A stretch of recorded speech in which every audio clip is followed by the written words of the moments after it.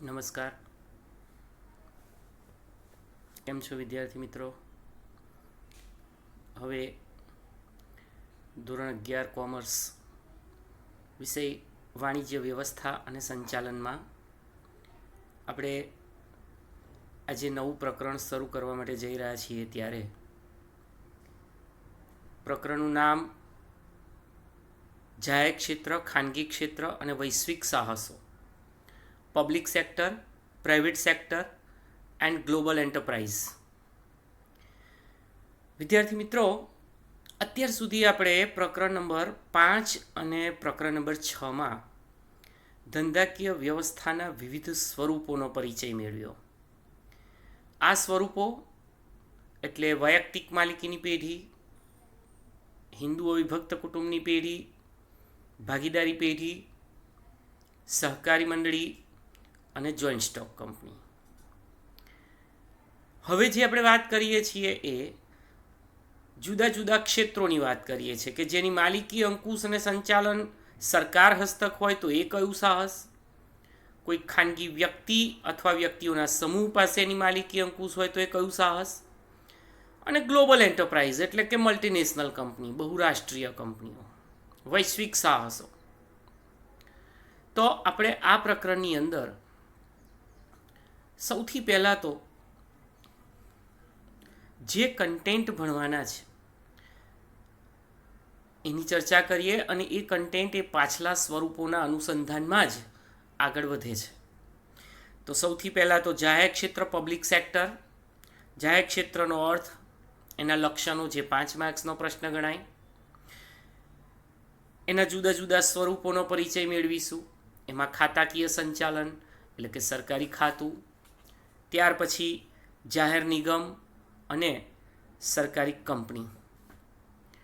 સરકારી કંપની એટલે શું એ હમણાં જ આપણે અગાઉના પ્રકરણમાં ભણી ગયા કે ભાઈ જે કંપનીની ભરપાઈ થયેલી મૂડીના 51% કે તેથી વધુ અથવા તો ઓછામાં ઓછા 51% શેર કેન્દ્ર સરકાર, રાજ્ય સરકાર, એક કરતાં વધુ રાજ્ય સરકાર અને કેન્દ્ર તેમજ રાજ્ય સરકાર સંયુક્ત રીતે ધરાવતી હોય તો તેને સરકારી કંપની કહેવાય. તો એ અહીંયા ફરીથી આપણે એની ટૂંકનોટ સહિતનો એક પ્રશ્ન ભણીશું. ત્યારબાદ જાહેર સાહસોના સ્વરૂપોની તુલના એટલે કમ્પેરિઝન. એમાં સરકારી કંપની, જાહેર નિગમ અને સરકારી ખાતું, આ 3 વચ્ચેની તુલના તફાવત સ્વરૂપે ભણીશું. જાહેર ક્ષેત્રની બદલાતી જતી ભૂમિકા, changing roles of public sector nowadays. પહેલાં ભાઈ જાહેર ક્ષેત્રનું ખૂબ જ મહત્ત્વ હતું, અસ્તિત્વ હતું એનું, પણ હવે એ બદલાતું જાય છે. ત્યારબાદ આપણે ખાનગી ક્ષેત્રનો પરિચય મેળવીશું. ખાનગી ક્ષેત્ર એટલે શું, એના જુદા જુદા લક્ષણો. અને વિદ્યાર્થી મિત્રો, અહીંયા 3 માર્ક્સનો એક તફાવત છે, ખાનગી ક્ષેત્ર અને જાહેર ક્ષેત્ર વચ્ચેનો તફાવત. કાળજી રાખજો, જ્યારે આ તફાવત પૂછાય છે વિદ્યાર્થીઓ કંપની વિશે લખે છે. જે અગાઉના ચેપ્ટરમાં છેલ્લેથી બીજો તફાવત આપણે ભણ્યા, તો ભૂલ ના પડે. ખાનગી કંપની અને જાહેર કંપની એ અલગ છે, ખાનગી ક્ષેત્ર અને જાહેર ક્ષેત્ર એ અલગ છે. તો એ તફાવત ભણવાનો છે, which is very important, most important. ત્યાર પછી ગ્લોબલ એન્ટરપ્રાઇઝનો ખ્યાલ મેળવીશું. વૈશ્વિક સાહસો, એની લાક્ષણિકતાઓ વળી 5 માર્ક્સની. જોઈન્ટ વેન્ચર, સંયુક્ત સાહસો, એનો ખ્યાલ, એની લાક્ષણિકતાઓ. Private public partnership, PPP, private public partnership, જાહેર ખાનગી ભાગીદારી, એનો ખ્યાલ. અને છેલ્લે જાહેર ઉપયોગિતા, પબ્લિક યુટિલિટી, એનો પરિચય આપણે મેળવવાનો છે. તો વિદ્યાર્થી મિત્રો, આ જે આપણે ચર્ચા કરી એ પ્રકરણ નંબર 7ની અંદર કુલ 6 મુખ્ય મુદ્દા ભણવાના છે. આપણે શરૂઆત કરીએ છીએ પ્રકરણ નંબર 7, જાહેર ક્ષેત્ર, ખાનગી ક્ષેત્ર અને વૈશ્વિક સાહસો. વિદ્યાર્થી મિત્રો, અર્થતંત્ર 3 પ્રકારના હોઈ શકે: મૂડીવાદ, સામ્યવાદ અને મિશ્ર. 1947 પછી એટલે કે ભારતે સ્વતંત્રતા મેળવી ત્યાર પછી આપણે મિશ્ર અર્થતંત્રનો સ્વીકાર કર્યો છે. એને લીધે અર્થતંત્રમાં જાહેર ક્ષેત્ર અને ખાનગી ક્ષેત્રનો સમન્વય જોવા મળે છે. Combination of public and private sector as well. ખાનગી ક્ષેત્રમાં ધંધાની માલિકી વ્યક્તિ અથવા એક કરતાં વધુ વ્યક્તિઓની હોય અને એ સ્વરૂપો તમે ભણી ગયેલા છો. વૈયક્તિક, ભાગીદારી, મંડળી, જોઈન્ટ સ્ટોક કંપની, આ બધા જ ખાનગી. ત્યાં લીટી દોરી રાખજો. જે એકમોની માલિકી, સંચાલન અને અંકુશ, જો કે એનો અલગથી અર્થ પણ આપેલો જ છે, પણ એને આપણે જાહેર સાહસ કહીશું, જાહેર ક્ષેત્રના એકમો કહીશું. એનો અર્થ એ થયો કે આવા એકમોની અંશતઃ અથવા પૂરેપૂરી માલિકી કેન્દ્ર સરકારની હોય, રાજ્ય સરકારની હોય. તે કોઈ સરકારી ખાતું પણ હોઈ શકે અથવા સરકારી ખાતાનો ભાગ પણ હોઈ શકે. સરકાર દ્વારા ખાસ કાયદો પસાર કરવામાં આવે અને તેની સ્થાપના કરવામાં આવે છે. સરકાર આવા જાહેર ક્ષેત્રના એકમ દ્વારા આર્થિક પ્રવૃત્તિઓમાં ભાગીદાર બને છે. વિદ્યાર્થી મિત્રો, 1956ની ઔદ્યોગિક નીતિમાં જાહેર ક્ષેત્ર માટે કેટલાક હેતુઓ નક્કી કરવામાં આવ્યા હતા અને તે દ્વારા જ ઔદ્યોગિકીકરણ અને વિકાસ એટલે કે ઇન્ડસ્ટ્રીયલાઇઝેશન એન્ડ ડેવલપમેન્ટ એને વેગ આપવાનું નક્કી કરવામાં આવ્યું, સ્વીકારવામાં આવ્યું. જાહેર ક્ષેત્રને ખાસ મહત્ત્વ આપવામાં આવ્યું. સાથે સાથે ખાનગી ક્ષેત્ર અને જાહેર ક્ષેત્રની એકબીજા ઉપરની આધારિતતા એટલે કે પરાવલંબીપણું, પરસ્પરાવલંબીપણું એ પણ સ્વીકારાયું. ઈસવીસન 1991ની ઔદ્યોગિક નીતિમાં અગાઉની ઔદ્યોગિક નીતિઓ કરતાં ખૂબ જ મોટા પાયા પર પરિવર્તનો જોવા મળ્યા. જાહેર ક્ષેત્રમાં સરકારે પોતાનું રોકાણ ખાનગી ક્ષેત્રને એમની જરૂરિયાત પ્રમાણે એ વેચી શકે એની શરૂઆત કરી અને સાથે સાથે ખાનગી ક્ષેત્રને પણ સ્વાયત્તતા એટલે સ્વતંત્રતા આપવાનું સ્વીકારાયું. વિદ્યાર્થી મિત્રો, 1991ની ઔદ્યોગિક નીતિ પછી જ સરકારે ખાનગી ક્ષેત્રનું મહત્ત્વ પણ સ્વીકાર્યું છે અને ખાનગીકરણને પણ વેગ આપ્યો છે. હવે આપણે સૌથી પહેલાં તો જાહેર ક્ષેત્ર એટલે શું અને એની લાક્ષણિકતાઓ કે જે તમને 5 માર્ક્સમાં પણ પૂછાય, જાહેર ક્ષેત્રનો અર્થ આપી તેની લાક્ષણિકતાઓની ચર્ચા કરો. અહીંયા પરીક્ષાની અંદર તમને 5 માર્ક્સનો પ્રશ્ન પૂછાય. તમારા સ્વાધ્યાયમાં પણ 5માનો પહેલો પ્રશ્ન જાહેર ક્ષેત્રની લાક્ષણિકતાઓ સવિસ્તર વર્ણવો એ કરીને છે અને ત્યારબાદ આપણે જુદા જુદા જાહેર ક્ષેત્રના સ્વરૂપો, એમાં ખાતાકીય સંચાલનનો પણ પરિચય મેળવીશું. તો સૌથી પહેલાં જાહેર ક્ષેત્ર એટલે શું એનો અર્થ અહીં 1 માર્ક્સ લખી રાખજો. જે એકમોની માલિકી, સંચાલન અને અંકુશ સરકાર હસ્તક હોય તેને જાહેર ક્ષેત્રનું સાહસ કહે છે.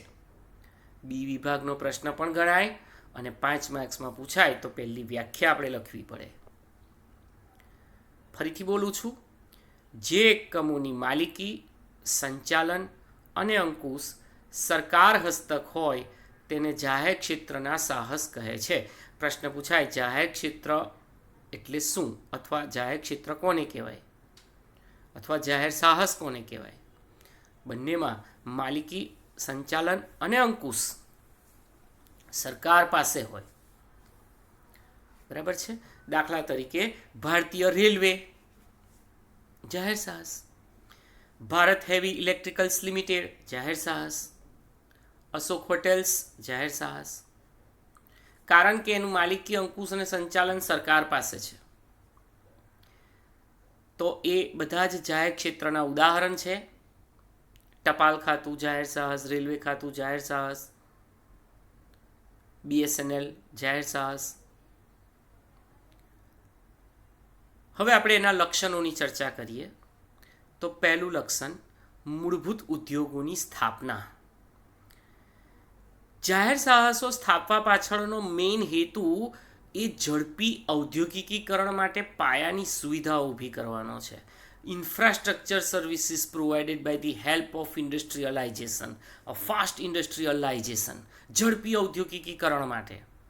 અને એના માટે ખૂબ જ મોટા પાયા પર મૂડીરોકાણ કરવું પડે.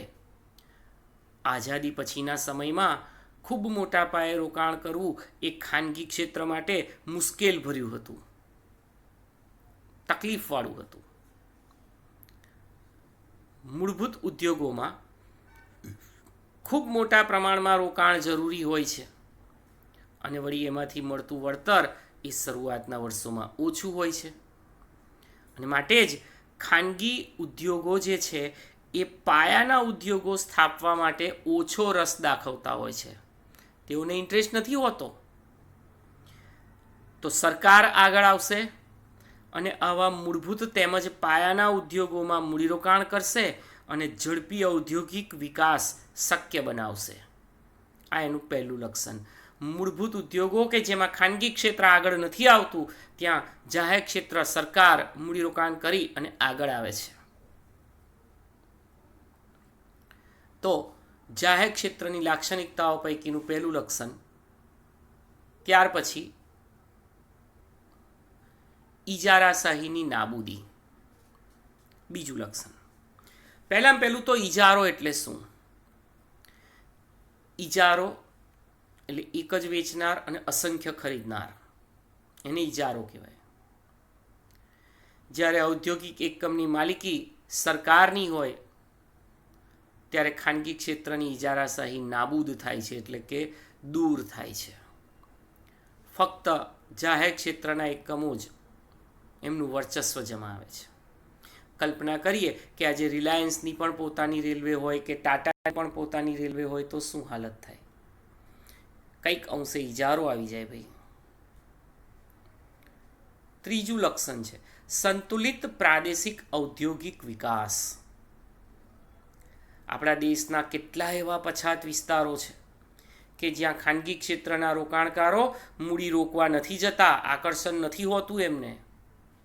તો એવા વિસ્તારોમાં સરકાર મૂડીરોકાણ કરી સંતુલિત પ્રાદેશિક ઔદ્યોગિક વિકાસ કરી શકે છે.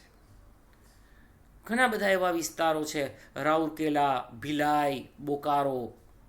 આવા ઔદ્યોગિક પછાત વિસ્તારોમાં સરકારે લોખંડના કારખાનાઓ શરૂ કર્યા છે, એમાં મૂડીરોકાણ કર્યું છે અને એ વિસ્તારનો ઔદ્યોગિક વિકાસ કર્યો છે. સરકાર તમે જુઓ કે ઘણી બધી રીતે મદદરૂપ થાય છે.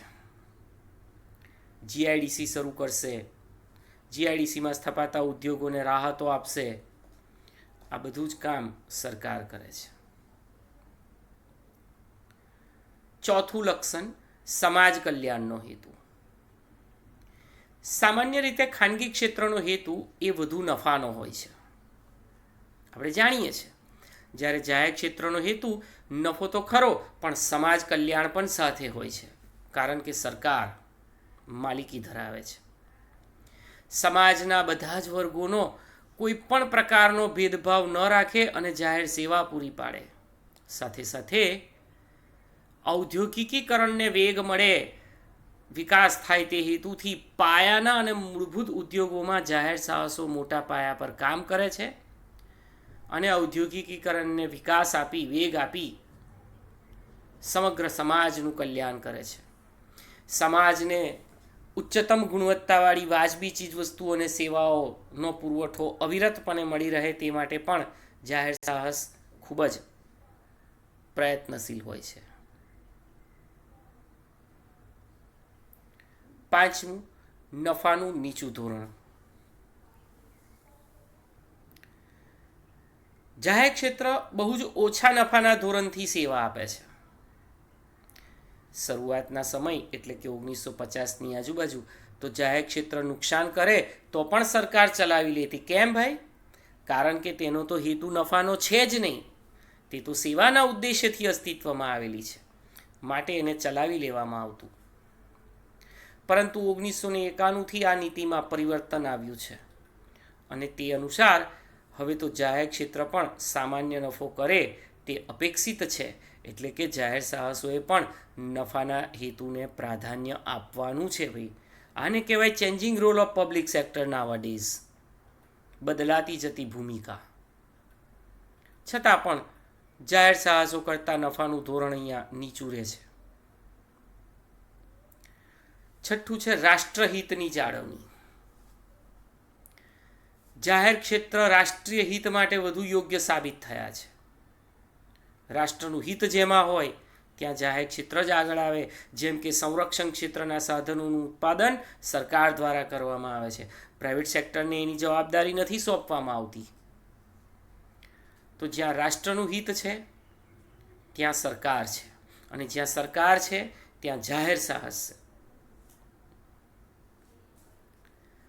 સાતમું લક્ષણ રોજગારીની તકોનું સર્જન. વિદ્યાર્થી મિત્રો, ભારત જેવા વિકસતા અને વધુ વસ્તી ધરાવતા દેશમાં રોજગારીની તકોનું સર્જન એ પણ ખૂબ જ મહત્ત્વનું છે. કારણ કે બેરોજગારીનું જ્યારે પ્રમાણ વધારે હોય ત્યારે શ્રમના પુરવઠાને પૂરતી તકો મળી રહેવી જોઈએ. જાહેર ક્ષેત્રમાં મોટા પાયે રોકાણ થતાં આનુષંગિક એકમોનો પણ વિકાસ થાય છે, અને એને લઈને રોજગારીની તકોનું અહીંયા સર્જન થાય છે. વધુ પ્રમાણમાં રોજગારીની તક સર્જાય છે. આઠમું, દેશના આર્થિક વિકાસમાં વધારો. કોઈ પણ દેશ માટે આર્થિક વિકાસ અત્યંત જરૂરી છે. જાહેર ક્ષેત્ર ઉદ્યોગ માટે જરૂરી પાયાઓની સુવિધાઓનું તે સર્જન કરે. તેના કારણે નવા ઉદ્યોગોનો વિકાસ પણ શક્ય બને, અને નવા ઉદ્યોગો જ્યારે સ્થપાય, એનો વિકાસ થાય, ત્યારે દેશનો આર્થિક વિકાસ એ સતત વધતો જ જાય છે. એટલે જાહેર ક્ષેત્ર દેશના વિકાસ માટે પણ એટલા જ ઉપયોગી સાબિત થયા છે. નવમું, સામાજિક અને આર્થિક ન્યાય. જાહેર ક્ષેત્રનું સંચાલન સરકાર પાસે છે, એટલે એને સરકારી નીતિઓનું તો પાલન ફરજિયાતપણે કરવું પડે. સમાજના નબળા વર્ગોને વિનામૂલ્યે અથવા રાહત દરે સેવા આપો. નોકરીની સુરક્ષા, નોકરીની શરતો, મજૂર કાયદાઓનું પાલન અને મહિલાઓને અગ્રિમતા એટલે કે અનામત જેવી અનેક બાબતો પરત્વે હકારાત્મક વલણ જોવા મળે છે, અને એટલે જ જાહેર ક્ષેત્ર વધુ સારી રીતે સામાજિક ન્યાય અપાવી શકે છે, સોશિયલ જસ્ટિસ.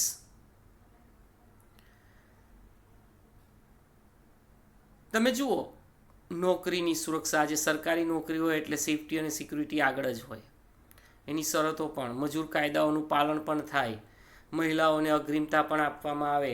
તો આ બધા જ પ્રયત્નો જે છે એ જાહેર સાહસો દ્વારા કરવામાં આવે ને જાહેર સાહસોની માલિકી સરકારની છે, એટલે જ સામાજિક ન્યાય પણ ત્યાં મળે છે. 10મું અને છેલ્લું લક્ષણ આદર્શ વેતન અને સગવડો. જાહેર ક્ષેત્ર સરકારી માલિકીનું હોવાથી, સરકાર સાથે સંકળાયેલા હોવાથી કર્મચારીઓને સારા પગાર ધોરણો મળે છે, વેતન ધોરણ મળે છે. કર્મચારીઓને ખાનગી ક્ષેત્ર કરતાં વધારે સારી સવલતો મળતી હોય છે, અને સરકાર હંમેશા આદર્શ માલિક બનવા માટે પ્રયત્ન કરે છે.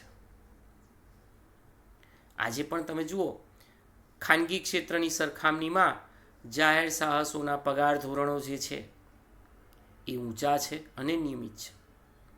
અત્યારે આ કોરોના મહામારીમાં ઘણા બધા ખાનગી ક્ષેત્રના નોકરિયાતોના કામ છૂટી ગયા, નોકરી છૂટી ગઈ, પગારમાં કાપ આવ્યો. પણ સરકારી ક્ષેત્ર, જાહેર ક્ષેત્ર જે છે કે જેની માલિકી, અંકુશ અને સંચાલન સરકાર પાસે છે, એવા એકમોમાં આજે પણ એમની નોકરી છે, અને એમને માસિક વેતન પણ નિયમિતપણે મળે છે, વિધાઉટ એની ડિડક્શન. એટલે સરકાર આદર્શ માલિક બનવાનો પણ અહીંયા પ્રયત્ન કરે છે. તો વિદ્યાર્થી મિત્રો, 5 માર્ક્સનો પ્રશ્ન છે, આ સ્વાધ્યાયમાં તમને આપેલો છે. એની વ્યાખ્યા હું કહું તો, જેની માલિકી, અંકુશ અને સંચાલન સરકાર હસ્તક હોય એને જાહેર સાહસ કહેવાય. દાખલા તરીકે ભારતીય રેલવે, ટપાલ ખાતું વગેરે. એના લાક્ષણિકતાઓની વાત કરીએ તો પહેલું, મૂળભૂત ઉદ્યોગોની સ્થાપના. બીજું, ઇજારાશાહી નાબૂદી. ત્રીજું, સંતુલિત પ્રાદેશિક ઔદ્યોગિક વિકાસ. ચોથું લક્ષણ, સમાજ કલ્યાણનો હેતુ. પાંચમું, નફાનું નીચું ધોરણ. છઠ્ઠું, રાષ્ટ્રહિતની જાળવણી. સાતમું, રોજગારીની તકોનું સર્જન. આઠમું, દેશના આર્થિક વિકાસમાં વધારો. નવમું, સામાજિક અને આર્થિક ન્યાય. અને 10મું, આદર્શ વેતન અને સગવડો. વિદ્યાર્થી મિત્રો, જ્યારે જાહેર ક્ષેત્રનો અર્થ અને લાક્ષણિકતાઓ વર્ણવો એવો પ્રશ્ન પૂછાય 5 માર્ક્સમાં, તો સૌથી પહેલાં તો 1 માર્ક્સની તમારે વ્યાખ્યા લખવાની છે. અને આ 10 મુદ્દામાંથી ઓછામાં ઓછા 8 મુદ્દા એ તમારે તૈયાર કરવાના છે. 8 મુદ્દા, ક્રમ જરૂરી નથી, તમને જે યોગ્ય લાગે એ મુદ્દો તમે અહીંયા વર્ણવી શકો. અને સાચી સમજૂતી સાથેનો સાચો મુદ્દો 8 મુદ્દા હોય, પ્રત્યેક સાચા મુદ્દાનો અડધો ગુણ, આમ કરીને તમને 4 માર્ક્સ એના મળવાપાત્ર બને અને 1 માર્ક્સની વ્યાખ્યા. ફક્ત લાક્ષણિકતાઓ પૂછાય તો 10એ 10 લક્ષણ લખવા પડે, પણ અર્થ અને લક્ષણો પૂછાય તો 1 માર્ક્સની વ્યાખ્યા ગઈ અને 4 માર્ક્સના 8 લક્ષણો સમજાવવાના છે.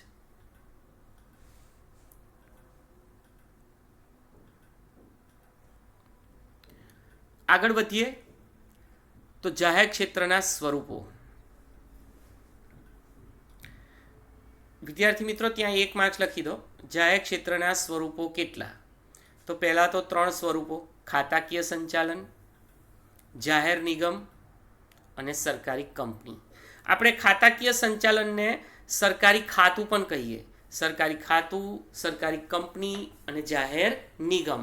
હવે આપણે અહીંયા આ 3 સ્વરૂપોનો પરિચય મેળવવાનો છે. આજના આ સેશનમાં આપણે પહેલું સ્વરૂપ શરૂ કરીએ છીએ અને એ સ્વરૂપનું નામ છે સરકારી ખાતું અથવા ખાતાકીય સંચાલન. 3 માર્ક્સ લખી રાખજો. એની લાક્ષણિકતાઓ અને અર્થ સાથે 4 લક્ષણો અને 1 માર્ક્સનો અર્થ અંડરલાઈન કરજો. સરકાર પોતાનું કામ જુદા જુદા ખાતાઓ દ્વારા સંભાળે છે. શિક્ષણ ખાતું, આરોગ્ય ખાતું, બરાબર છે, ટપાલ ખાતું, રેલવે ખાતું.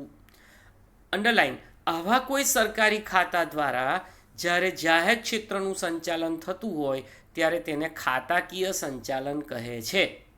આ વ્યાખ્યા પૂરી. એની જોડે આપણે ઉદાહરણ લખીશું ભાઈ. રેલવે ખાતું, ટપાલ ખાતું વગેરે. જાહેર ક્ષેત્રના એકમનું સંચાલન સરકારી અધિકારીઓ દ્વારા થાય છે અને બધા જ કર્મચારીઓ એ સરકારી કર્મચારી ગણાય છે. સરકારી ખાતા કેન્દ્ર અથવા રાજ્ય સરકાર દ્વારા સંચાલિત હોય છે, એટલે કે managed by the state government or central government. તેમને કેન્દ્ર અથવા રાજ્ય સરકારના જ નીતિ નિયમો લાગુ પડે છે. અને એ ખાતા એટલે ટપાલ ખાતું, રેલવે ખાતું વગેરે. વિદ્યાર્થી મિત્રો, ખાતાકીય સંચાલન એટલે શું? એની લાક્ષણિકતાઓ આખી ટૂંકનો 3 માર્ક્સની. ફક્ત લક્ષણો પૂછાય 4 લક્ષણો 2 માર્ક્સના. એના લક્ષણોથી જ આપણે એનો પરિચય મેળવી શકીશું. એના પછી આપણે નિગમ અને કંપની, સરકારી કંપની, એ બંનેની લાક્ષણિકતાઓ પણ ભણવાની છે, જે 3 માર્ક્સની છે. અને ત્રણેય સ્વરૂપો વચ્ચે તફાવત શું છે એ પણ આપણે ભણવાનું છે. તો પહેલું લક્ષણ, એલોટમેન્ટ ઓફ ફંડ, નાણાંની ફાળવણી. ખાતાકીય સંચાલનના ઉદ્યોગોને નાણાંની ફાળવણી સરકારી અંદાજપત્રમાંથી થાય છે. સરકારી અંદાજપત્ર. અને આ ખાતું જો કોઈ કમાણી કરે એટલે આવક કરે તો એ સરકારી તિજોરીમાં જમા થાય. આ તિજોરી એટલે ટ્રેઝરી. ટ્રેઝરીમાં જમા થાય અને ટ્રેઝરીમાંથી જ ખર્ચ થાય. બજેટ બનાવવામાં આવે, જેમ કે રેલવેનું બજેટ હોય છે, જુઓ દર વર્ષે. તો પહેલું લક્ષણ, નાણાંની ફાળવણી ક્યાંથી થાય અને આવક ક્યાં જમા થાય. બીજું, આ ખાતા દ્વારા જે હિસાબો થાય એની જાળવણી, એટલે કે હિસાબોની જાળવણી. સરકારી ખાતાના હિસાબોની જાળવણી જે તે વિભાગ દ્વારા કરવામાં આવે છે અને તેનું ઓડિટ એ નિયંત્રક અને મહાલેખા પરીક્ષક દ્વારા થાય છે. વિદ્યાર્થી મિત્રો, કૌંસમાં કેગ કેગ આપેલું છે, ત્યાં અંડરલાઈન કરો. કેગનું આખું નામ પરીક્ષામાં પૂછાય છે. કેગ એટલે કોમ્પ્ટ્રોલર એન્ડ ઓડિટર જનરલ. ત્યાં લીટી દોરો, 1 માર્ક્સ લખો. કોમ્પ્ટ્રોલર સ્પેલિંગ બરાબર જોજો, COMPTROLLER, કોમ્પ્ટ્રોલર એન્ડ ઓડિટર જનરલ. ત્યાં 1 માર્ક્સ લખી દો. એનું ગુજરાતી થાય ઓડિટ નિયંત્રક અને મહાલેખા પરીક્ષક અથવા નિયંત્રક અને મહાલેખા પરીક્ષક.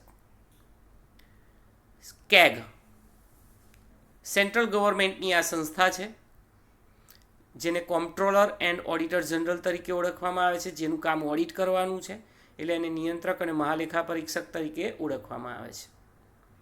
તમને બી વિભાગમાં 1 માર્કનો પ્રશ્ન પૂછાય, કેગનું પૂર્ણ સ્વરૂપ લખો. CAGનું પૂર્ણ સ્વરૂપ. બીજી એક વાત વિદ્યાર્થી મિત્રો, જ્યારે પણ તમે પૂર્ણ સ્વરૂપ લખો છો ને ત્યારે અંગ્રેજીમાં જ લખવાનો આગ્રહ રાખજો, કારણ કે તમને પ્રશ્ન અંગ્રેજીમાં જ શબ્દો છાપીને પૂછશે. CAGનું પૂરું નામ જણાવો. તો તમારે what is stand for? C comptroller, A for auditor and G for general. CAG. બરાબર છે. તો બીજો મુદ્દો હતો હિસાબોની જાળવણીનો. ત્રીજો મુદ્દો કર્મચારીઓની નિમણૂક. ખાતાકીય સંચાલનના કર્મચારીઓ એ સરકારના જ કર્મચારીઓ ગણાય છે, એટલે કે તેમની ભરતી, રિક્રુટમેન્ટ, એમની એપોઇન્ટમેન્ટ, એમની સેવાની શરતો એટલે કે કન્ડિશન એ બધું જ સરકારી કર્મચારીઓ જેવું જ હોય છે, as like central government employ. એટલે નિમણૂક સરકાર દ્વારા. આપણે કહીએ ને રેલવેમાં જોબ છે, સરકારી નોકરી છે એવું કહેવાય. પોસ્ટમાં નોકરી છે, સરકારી નોકરી કહેવાય. ચોથું, સરકારી સંચાલન અને અંકુશ. સરકારી ખાતાનું સંચાલન અને અંકુશ જે તે ખાતાના પ્રધાનની સીધી દેખરેખ હેઠળ સનદી અધિકારી દ્વારા કરવામાં આવે. મિત્રો, ખાતાના પ્રધાન, દાખલા તરીકે રેલવે પ્રધાન, બરાબર છે. સનદી અધિકારી, ત્યાં લીટી દોરો. સનદી અધિકારી એટલે કોણ? જે IAS થયેલા છે, ઇન્ડિયન એડમિનિસ્ટ્રેટિવ સર્વિસ. IASની એક્ઝામ જે UPSC દ્વારા લેવામાં આવે છે, એ લોકો એનું સંચાલન કરે છે. એટલે સંચાલન અને અંકુશ ખાતાના પ્રધાન હેઠળ સનદી અધિકારીઓ જે IAS ઓફિસર્સ છે એ લોકો દ્વારા થતું હોય છે. પાંચમું છે ઉત્તરદાયિત્વ. ઉત્તરદાયિત્વ એટલે શું? તમને સોંપેલા કાર્યના અનુસંધાનમાં મળેલા પરિણામો અંગે ઉત્તર આપવાનું તત્વ એટલે ઉત્તરદાયિત્વ. જે તે સરકારી ખાતાના કાર્યની જવાબદારી ખાતું સંભાળનાર પ્રધાનની હોય છે. રેલવે, તમે જુઓ, રેલવેમાં કોઈ અકસ્માત થાય તો તરત જ વિપક્ષો અને અન્ય એ રેલવે પ્રધાનનું રાજીનામું માંગતા હોય છે, કારણ કે he is only responsible person for the proper damages. પ્રધાનનું પ્રત્યક્ષ ઉત્તરદાયિત્વ સંસદ કે વિધાનસભા પ્રત્યે હોય છે.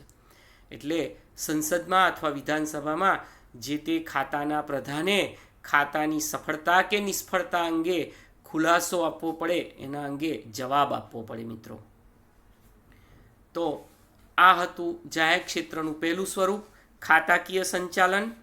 હવે એના પછી આપણે જાહેર નિગમ અને સરકારી કંપની એ નેક્સ્ટ સેશનમાં જોઈશું. એ બંને વચ્ચે શું તફાવત છે એનો પણ પરિચય થશે. તો અત્યારે આપણે ખાતાકીય સંચાલન એટલે શું, તો કે સરકારી ખાતા દ્વારા જ્યારે જાહેર ક્ષેત્રનું સંચાલન થતું હોય તેને ખાતાકીય સંચાલન કહે છે. દાખલા તરીકે ટપાલ ખાતું, રેલવે ખાતું. એના લક્ષણો: પહેલું લક્ષણ નાણાંની ફાળવણી, બીજું હિસાબોની જાળવણી, ત્રીજું કર્મચારીઓની નિમણૂક, ચોથું સરકારી સંચાલન અને અંકુશ, પાંચમું ઉત્તરદાયિત્વ. તો વિદ્યાર્થી મિત્રો, આ પ્રમાણે જાહેર ક્ષેત્રના જે સ્વરૂપો છે એ પૈકીનું આ પહેલું સ્વરૂપ. આજના હોમવર્કમાં તમારે સ્વાધ્યાયના 5મા પ્રશ્નનો પહેલો એટલે કે જાહેર ક્ષેત્રની લાક્ષણિકતાઓ લખવાની છે અને એના સ્વરૂપો પૈકીની પહેલી ટૂંકનોંધ એટલે કે ખાતાકીય સંચાલન, એનો અર્થ, ઉદાહરણ અને એના લક્ષણો તમારે હોમવર્કમાં લખવાના રહેશે. ઓકે, તો હવે આપણે નેક્સ્ટ સેશનમાં એના બીજા 2 સ્વરૂપોનો પણ પરિચય મેળવીશું. તે છે જાહેર નિગમ અને સરકારી કંપની. આટલું હોમવર્ક કરી નાખજો અને પોઈન્ટ્સ મોઢે કરતા જજો. વ્યાખ્યાઓ પણ યાદ રાખજો જેથી કરી પરીક્ષામાં કામ લાગે. Thank you.